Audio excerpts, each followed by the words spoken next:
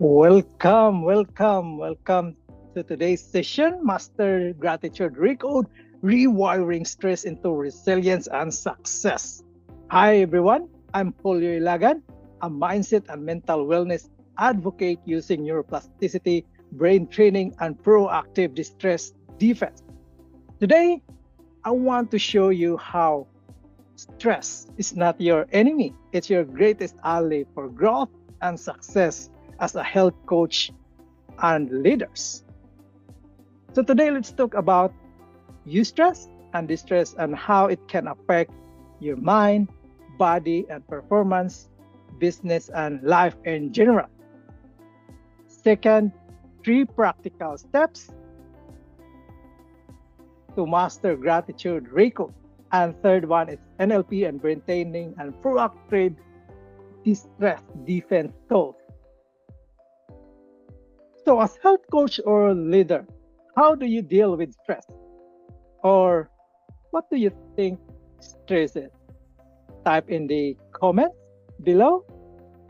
Maybe you're thinking that stress is bad, stress is good, or stress are necessary. Or what did you do? How do you deal with it? Take the pill, let it go. This too shall pass. But what if I told you that stress is your secret tool for your resilient and empowered self to become successful, thrive in your career, and live a balanced life? What if I told you that stress is like a water cycle? And of course, we know that water cycle moves in evaporation, condensation, precipitation, and then recollection, and it moves in cycles. Stress is also like that. It flows in trigger, reaction, and then the formation, and then the recoding in our mind and body. And as health coaches and leaders, of course, we understand that not all stress is bad. There are good stress, the eustress. How many of you love this positive kind of eustress? Type in the comments. Eagerly pushing limits, setting goals, embracing challenges for acquiring skills and knowledge. How many of you felt that kind of good stress, that kind that makes you focused, motivated, and productive? And during triggers, the brain puts you into the beta brainwaves, alertness and focus. And the process is on the emotional center, amygdala at first, which sometimes you feel a mixed emotions in your heart, like excitement and at the same time nervousness, but likely more on the positive side because, positive challenges. Of course, your heart rate will and blood pressure will rise up, meaning activating your sympathetic nervous system, the fight or flight response.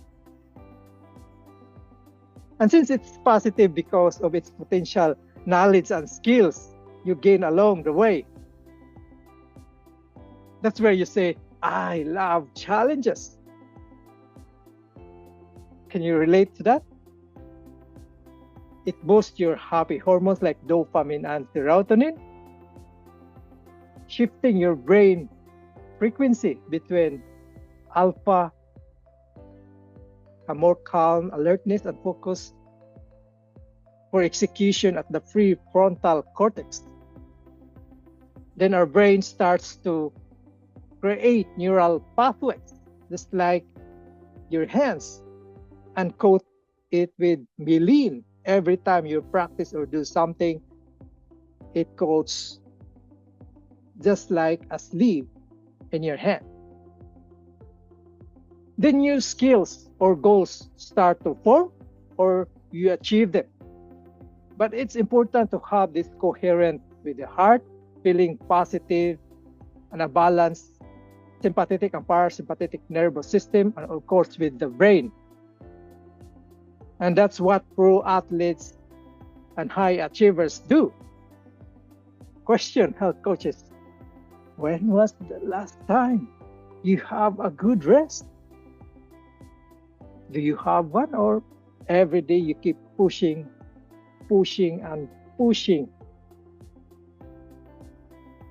and carrying it on the days, and the days had turned into months and the months into years, and even other people, the years turned into decades. Some even turned into disease and death. And like how the neural pathway continues coding when repeated, it becomes stronger and a better you at becoming at something. And it becomes a habit and a secondary nature to you. Also your imbalanced state. So where do we draw the line? At what point does stress stop helping and start harming us? This is where the stress happens, the harmful stress. When negative experiences arise, do you still say, I love challenges? For me, being the first in my family to embrace this entrepreneurial mindset caused me distress. The weight of responsibilities, expectations, setbacks didn't fuel me. It drained me, impacted my performance, my decision making, my well-being, and ultimately the people I serve. And you know what made me distressed? Was the false belief I created. I'm not good enough. Clouded my mind. Many self-doubt kicks in. Who am I? Who am I to coach health coaches or leaders? I'm neither a psychologist nor a neuroscientist. At least not yet. And I don't have a good career profile. I'm from a third world country. I came from a poor family. This stresses me out. And what happens when we're stressed? We're always operating on a sympathetic nervous system, the fight and flight. Again, the brain focuses on the amygdala, the emotional center, and stress hormone like cortisol rises up. Yes, health coaches and leaders, the same with Eustress I mentioned earlier, that when you have a proper rest and digest like pro athletes do, you're always on the alert mode, the same as being chased by a tiger. And what will you do? Supply shift focus from the hindbrain to the arms and legs, to your heartbeat and blood pressure rises up. And our nervous system pays less attention to the immune system responses. And the digestion, these are delayed. So what will happen? And then it becomes chronic. What do you think? Hormonal imbalance, inflammation, high blood pressure, digestive issues, you name it all.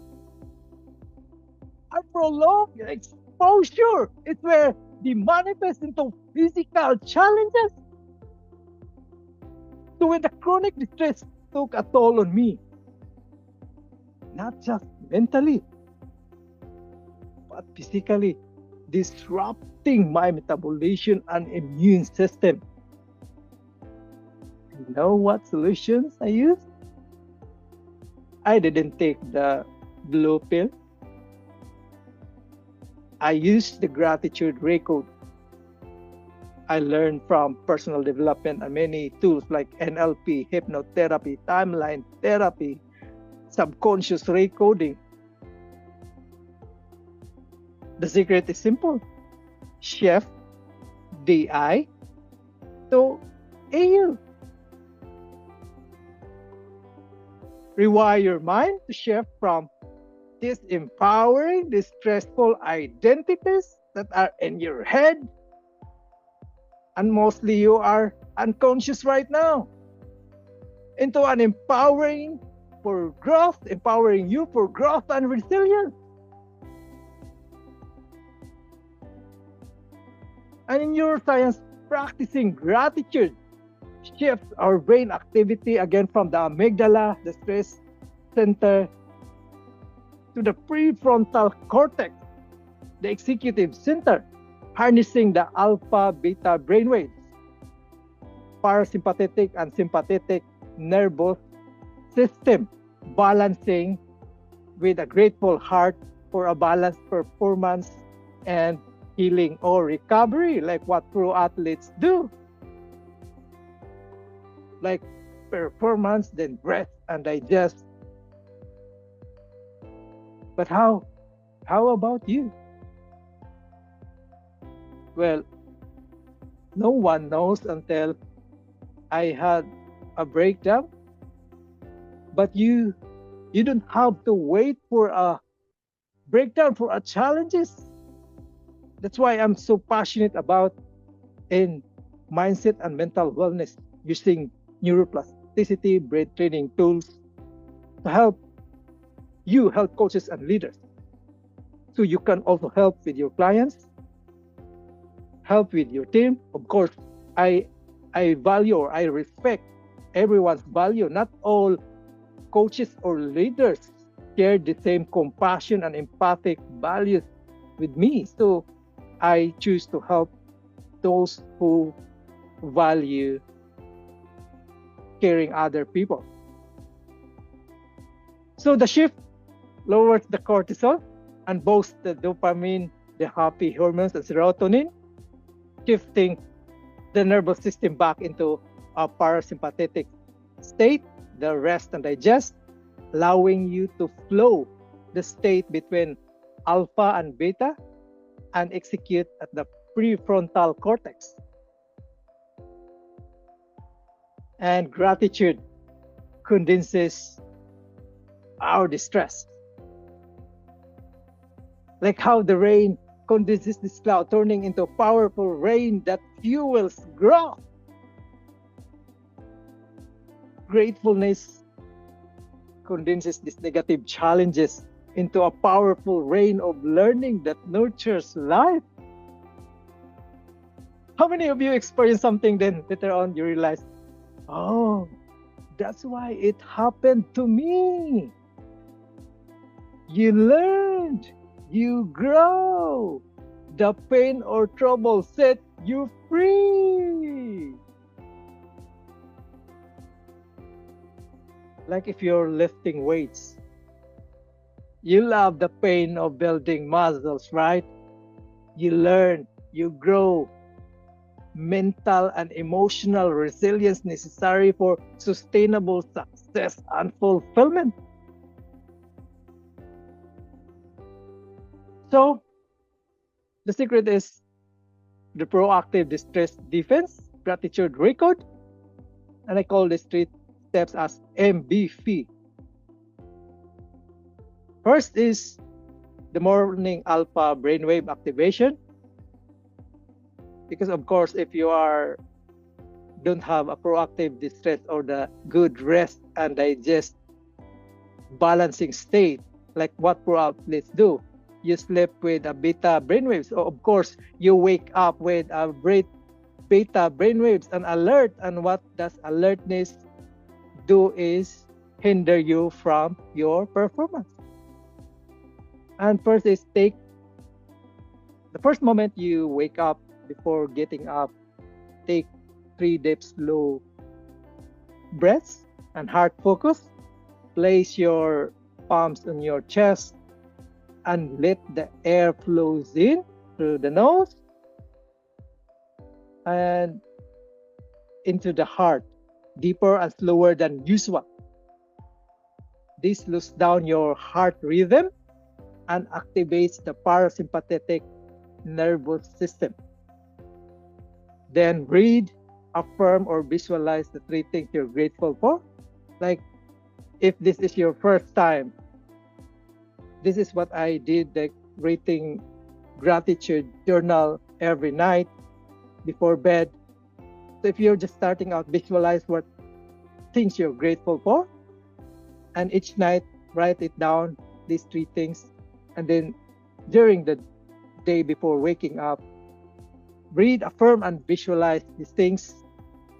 And second is visualize 3 goals you want to accomplish during the day, and engage all your senses. This step 1 and step 2 will help you frame your day for eustress instead of distress. But of course, it refrain from distress, but there would be time, because when we are unconscious, that's when the subconscious patterns kicks in, because it controls 95% of our mind. And then when these negative thoughts arises, use the gratitude interrupts I shared in my media. If you followed me, just check it there. Gratitude. It's just common, like when these negative thoughts arise, pause and then focus on one thing you're grateful for, and then reframe those thoughts. And third is the proactive distress defense neuroplastic recoding from theta, the relaxed subconscious recoding, to the delta drop, the deep sleep recovery time. That's why if you don't have enough rest, you don't have enough recovery time. And when you sleep not in a delta or not in a relaxed state, then that is when you sleep with your stress. So before bed, write down at least 3 things you're grateful for during the day. Maybe you're grateful for the beautiful woman at the corner, or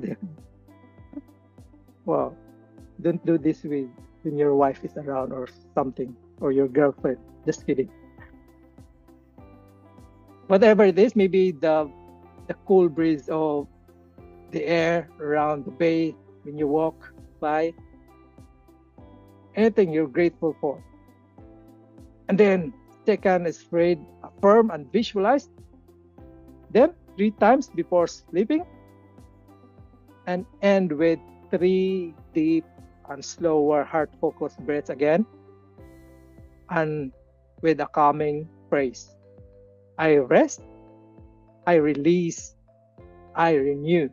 And you can pair this one with visualization technique, like visualize your day or a client session. Just like there is a thread or balloon, and imagine cutting it off with your fingers, signifying emotional and mental release, preventing burnout. This will train your brain to rewire and always look for grateful things. Writing it down, reading it, and feeling it with affirmations and visualizing it enhances neuroplasticity because it involves most of your senses. So when I applied this recoding, my inflammations were gone and my digestive issues became more okay. Of course, I don't see it at 100% because recovery doesn't happen just for 1 day or for 30 days. It needs more practice and repetition until it rewires fully and it becomes a normal for your system. So there was a mindset shift. I learned something that changed everything. Just changing myself with my own limiting belief. Health coaches, leaders, how many of you are scared that if you're not good enough, you will be fired? If you're not good enough, you're not loved, If you're not good enough, you will be abandoned. If you're not good enough, you will be rejected. If you're not good enough, you can't provide well for your family.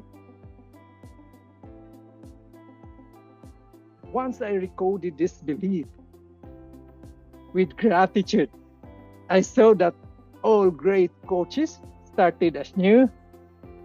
Feeling like an impostor is normal. Being a new coach is like practicing a baby to walk. You keep telling them they're good and support them until they finally walk. You're not telling them when they fall, oh baby, please stop walking. It hurts when you fall. The important thing is not perfection. It's about starting. You don't need to be great to start. You need to start to be great. And by constant practice, the baby walks. You become better by doing it. Even if you're scared, even if it's messy. And what makes us most stressed? It's how we speak to ourselves that limits us. And according to informal data from coaching industry, up to 70 to 90% of people who reported stress are driven by limiting beliefs. But what if I told you gratitude could help you recode that belief right now? And the question is, will you? So, stress is your strength. Gratitude condenses the stress, turning them into powerful rain, a rain of learning, growth, and success. Whether in life, coaching, or leadership, we need these stressful challenges to heat up our skills, to empower ourselves, to build resilience and mental wellness. And this is not to brag, and my journey is still going out there to become the best version of myself who can fulfill my ultimate purpose of helping health coaches and leaders and the world to proactively defend the stress for telomerase 150 movement. Because nothing, they're just doing, our health industry just doing their best with the best tools that they have before. And of course, I agree and believe.